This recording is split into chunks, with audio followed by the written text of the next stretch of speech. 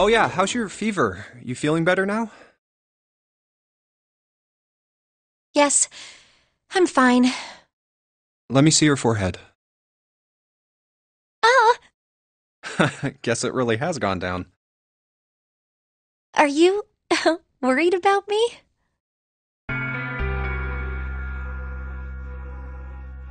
Yeah, I guess I am. By the way, Jumpy, Hmm? how did you end up here? What do you mean? I told you earlier, didn't I?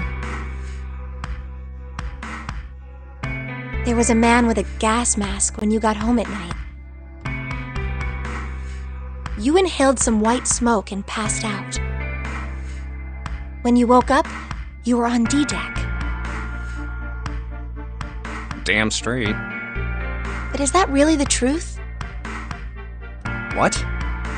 Jumpy, are you hiding something from me? No, why would I? Well, if you think about it, this is awfully suspicious. I mean, why would two childhood friends bump into each other in a place like this? Hey, I could ask you the same thing. Are you hiding something? What would I hide? Well, I don't know. Anything. I mean, you're hiding it. How would I know? You mean like the number of men I've dated? Do you want to know? Don't worry. Only 18. Times 0. Yeah, I guess I just haven't met Mr. Right yet. Yeah, I see. Anyway, I'm not hiding anything. Just like you, Jumpy. When I woke up, I was on D-deck. Well, you do have a point. I mean, why did Zero pick us? We haven't seen each other since elementary school. I wonder. Look for what connects the victims. That will lead you to the culprit. Do you remember Seven saying something like that? Yeah, I do. So? Well, that's what I'm saying. I think this must all have something to do with a classmate of ours. You got any ideas who it might be? No, nothing. Oh, Well, if it had something to do with school, then it could be one of our teachers or maybe the principal. or the janitor, or the lunch lady. No, I can barely remember any of them. Yeah, I know.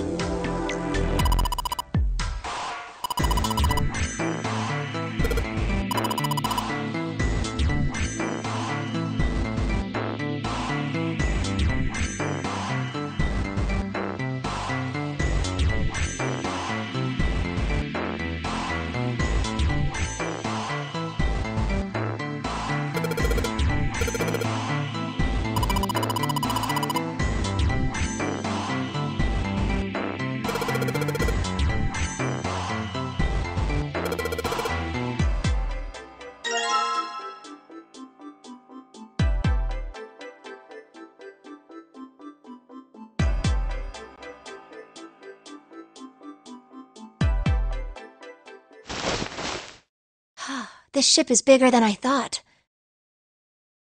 Yeah, it's probably about 900 feet long. Must be one of those fancy cruise ships. Of course, it doesn't really look like a cruise ship.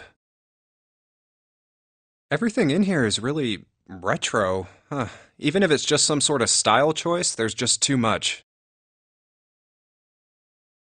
Do you remember what Zero said? On April 14, 1912, the famous ocean liner Titanic crashed into Earth's moon. After remaining afloat for 2 hours and 40 minutes, it sank beneath the waters of the North Atlantic. Do you think maybe this boat and the Titanic have something to do with each other?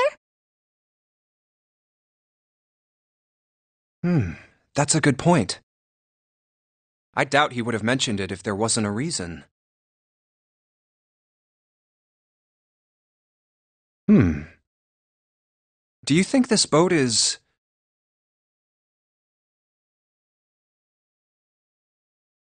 a replica of the Titanic? A replica? Yeah, you know, like a copy of the actual boat. Who on earth would make something like that? Fans. Crazy Titanic fans. No way! Do you even know how much money that would take? No idea. But all they've got to do is break even, you know? Break even?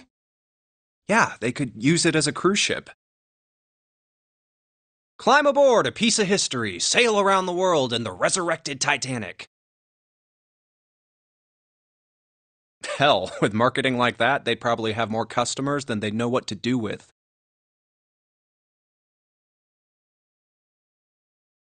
Do you really think people would want to ride on a ship with such an ominous past? It's the site of the worst accident in history. Over 1,500 people died. I wouldn't be surprised if you'd get cursed just for going. A curse, huh? Jumpy, do you believe in that sort of thing? You know, curses and stuff?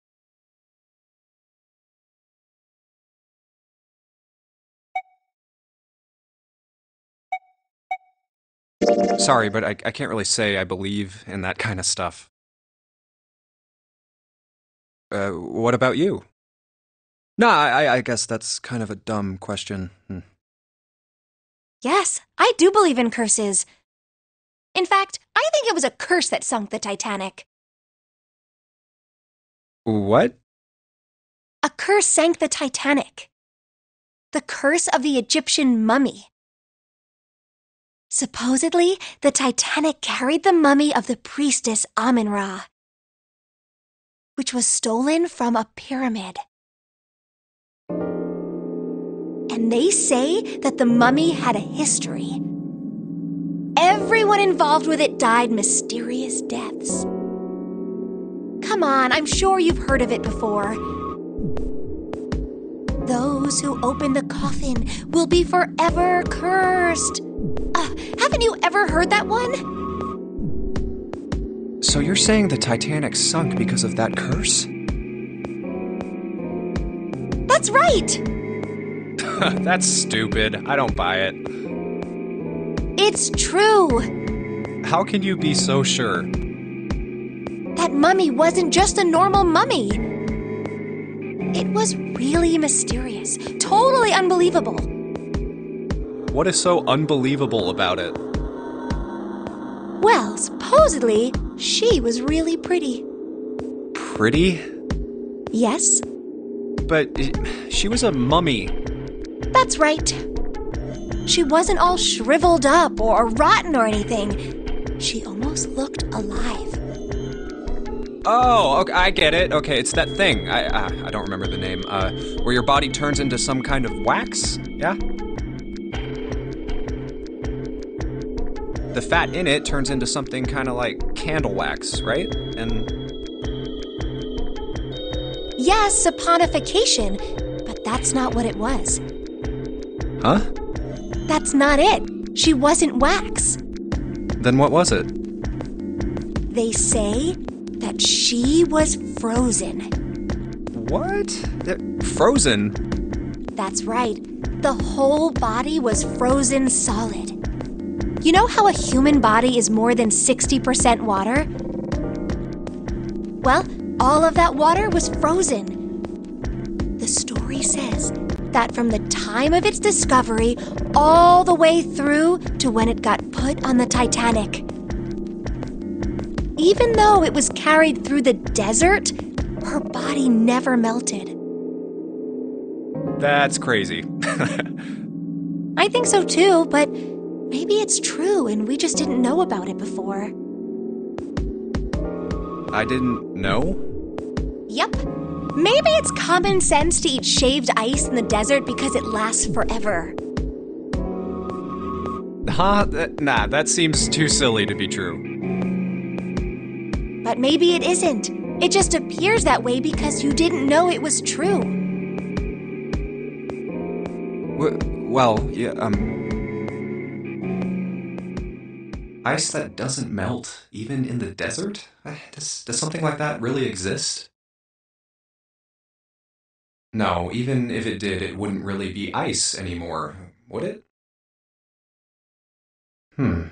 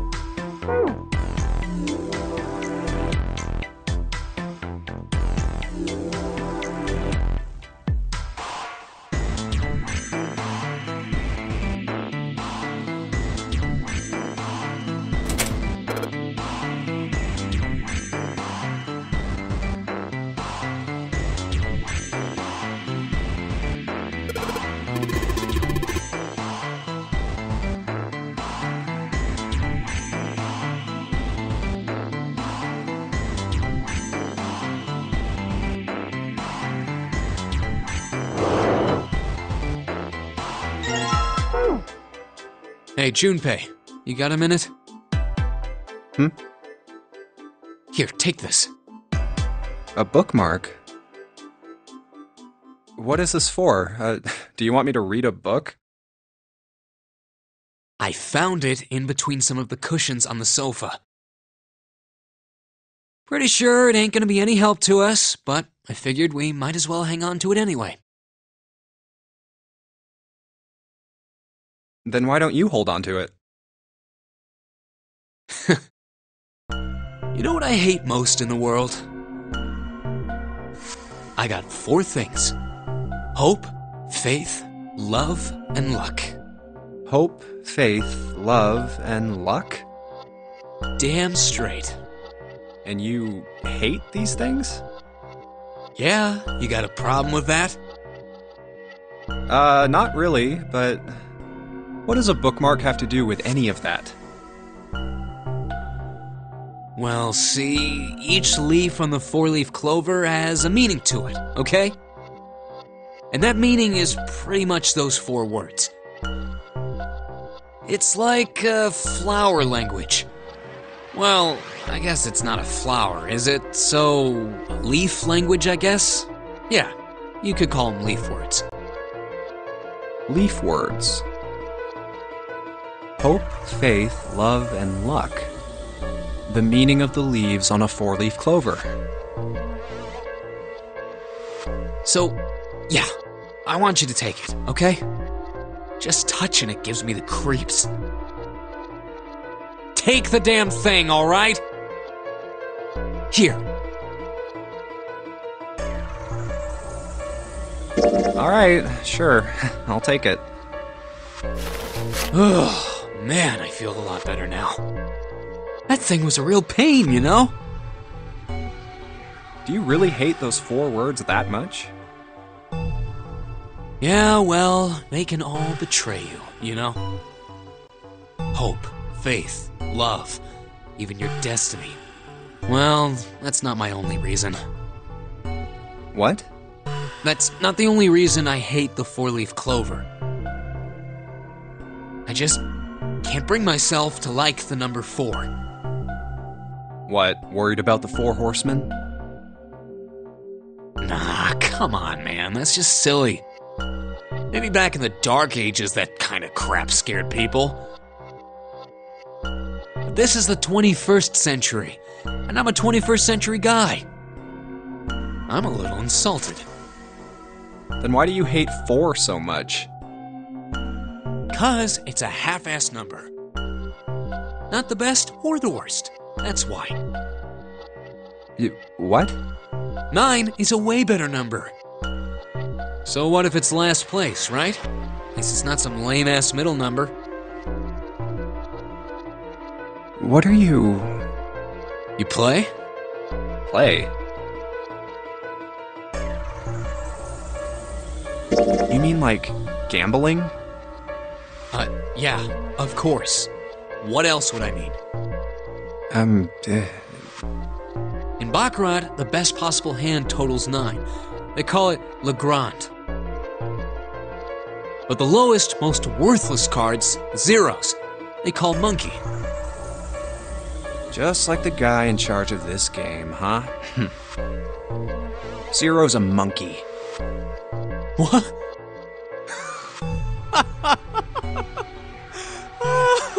Oh man, you're totally right. The guy who trapped us in here sure is one hell of a monkey. You know, if you think about it, the nonary game is really a lot like Baccarat. And of course, it doesn't use any of that stupid digital root junk. You just drop the tens digit, and that's it.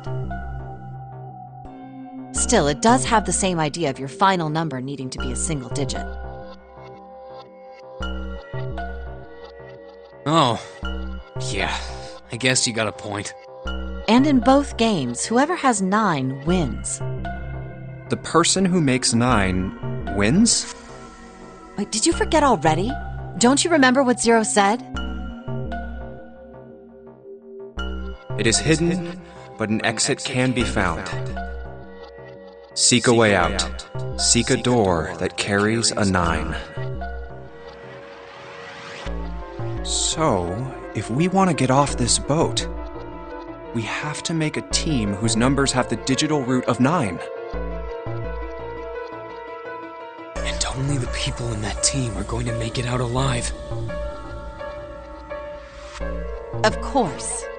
That's why it's called the nonary game. What? Huh? You don't know? Nonary means something derived from 9 or base 9. It's derived from the Latin prefix nona, which means 9. While we're at it, the prefix for 1 is uni. You know, like the unicorn, the horse with 1 horn.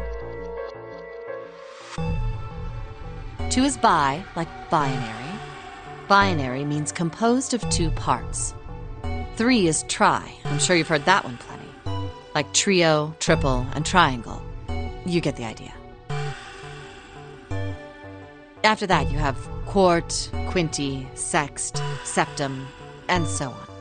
And of course, the prefix for 8 is octo, like octopus. It's called that because it has 8 legs. Get it? I see. So then Nona means 9. So, how many of us are trapped on this ship? That'd be 9. And what are the bracelet numbers we have? They go from 1 to 9. And our time limit? How many hours did we have? 0 said 9 hours.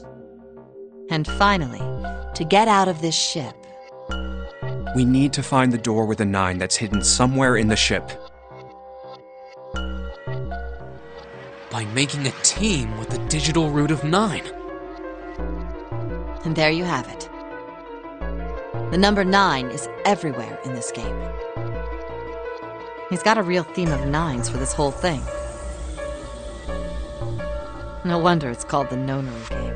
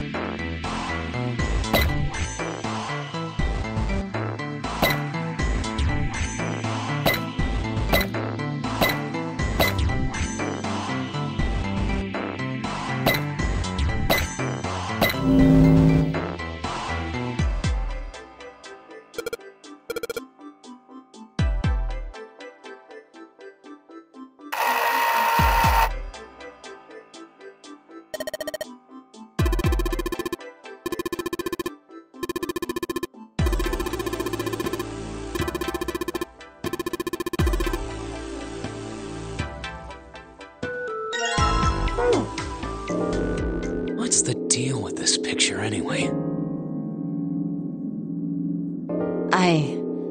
I think I've seen this picture before. Where?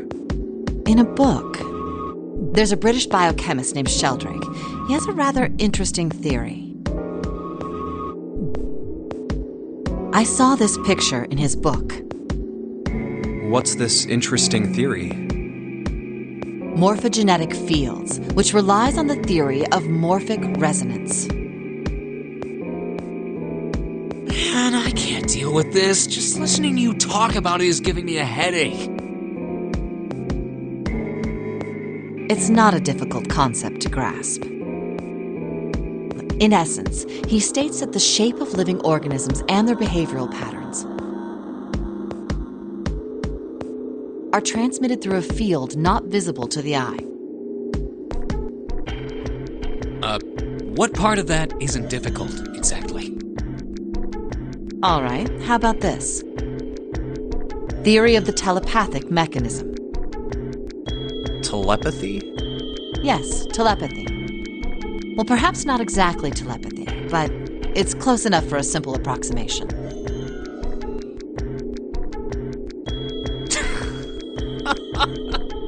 Are you serious? Telepathy? Who do you think we are? Kids from the 70s? I can't believe someone would actually do serious research on something like that. Yes, I agree. I read the book, but I can hardly say I understood it.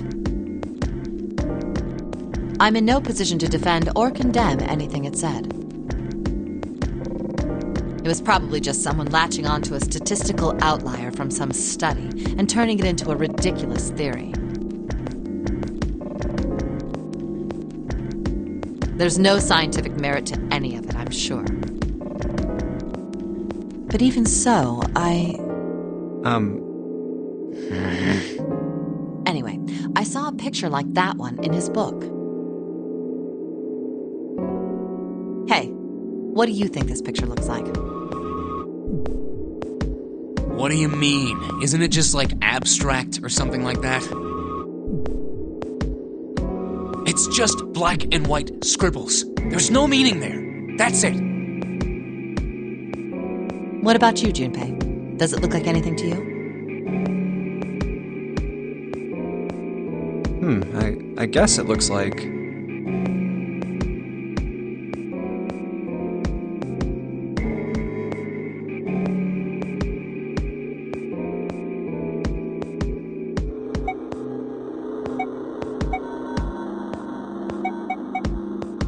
a man's face? This is the head, and this is the nose and the mouth. Nope, you're wrong. This is a dog. See? Like this.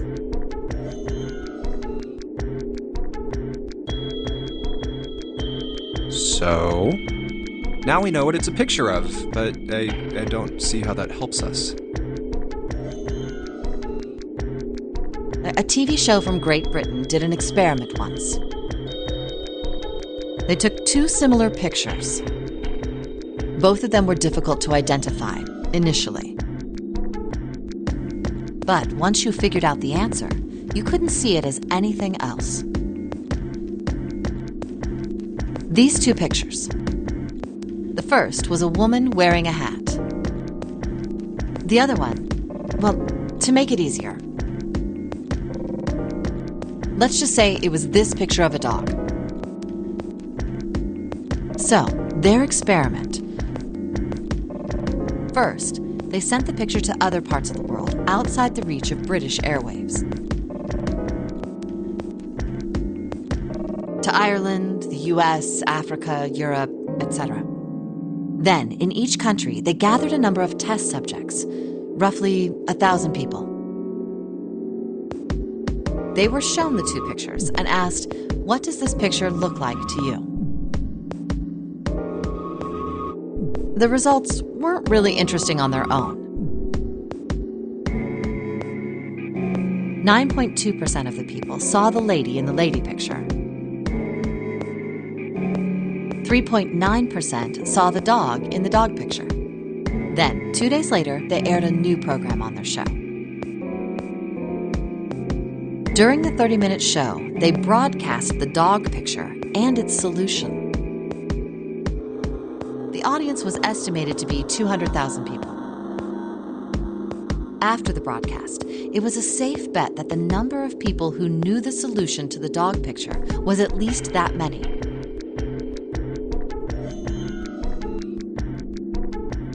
After another 2 days passed, they gathered more research subjects from areas outside the reach of British TV and radio. This time, they only found a sample of roughly 850 people. Naturally, none of them had participated in the first test. They were, however, given the same test and the same two pictures. The results were startling. 10% of the people saw the lady in the lady picture. The previous test sat at a 9.2% success rate. Not much of a change statistically. The dog picture, however, produced a very different result. The percentage of people able to successfully find the dog, it went from 3.9% to 6.8%, a very significant increase. So do you understand? Do you realize the significance of this experiment? There was no way the second group could have seen the picture. They lived far away from Britain and couldn't have seen it.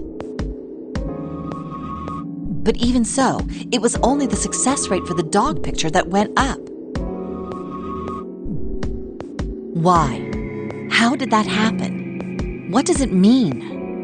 Oh, wait, does this have something to do with that field, or whatever it was that you were talking about earlier?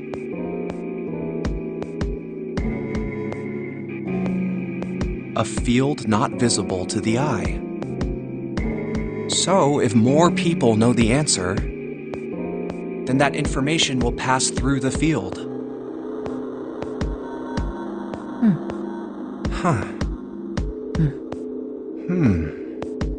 Psych! I was just kidding. You really shouldn't take me seriously. Well, I mean, the things I just told you about are true. They really did happen. But the results of that experiment really aren't anything to go by. They could have easily falsified them. In the end, I'm sure they were just in it for the ratings. They are a TV station after all.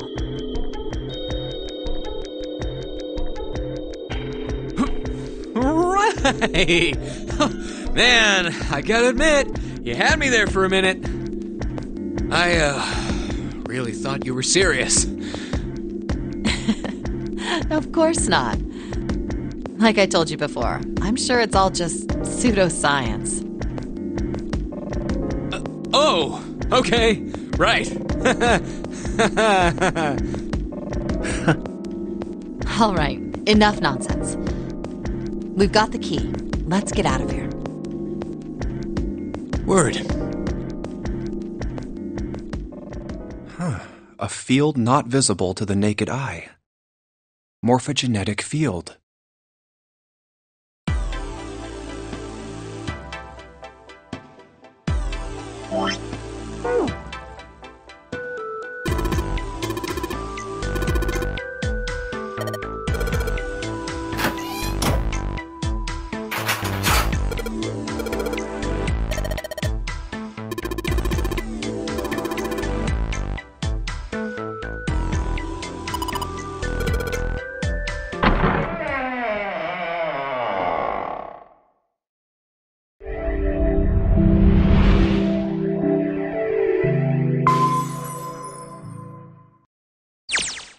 Huh, another hallway.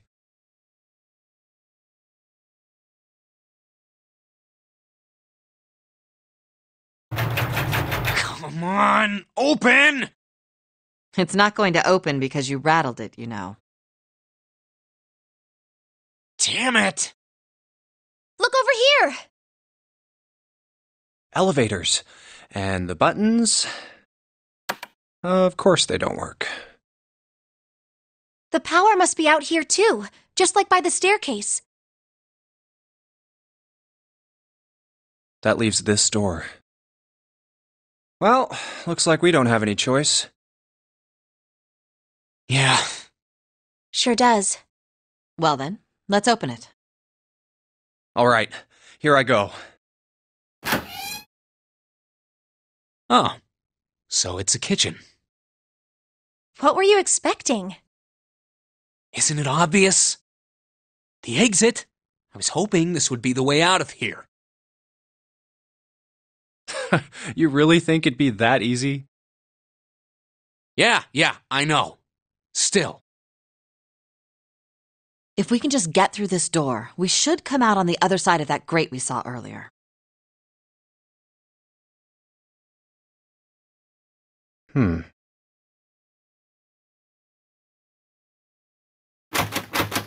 No good.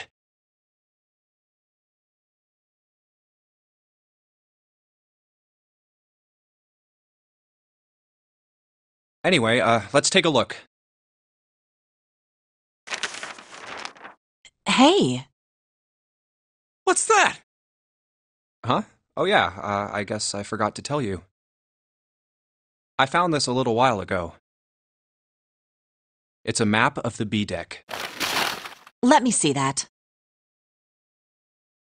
I knew it. See? Look. Yes, hold your horses.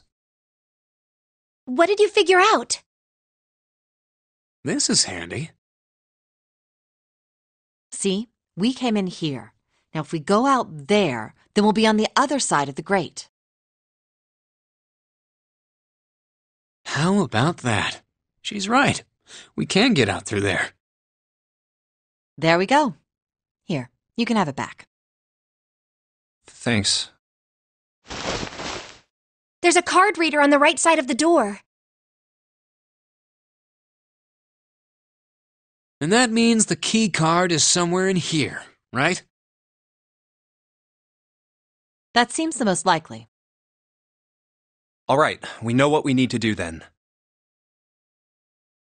Let's get moving. First off, I say we split up and look for clues. Okay.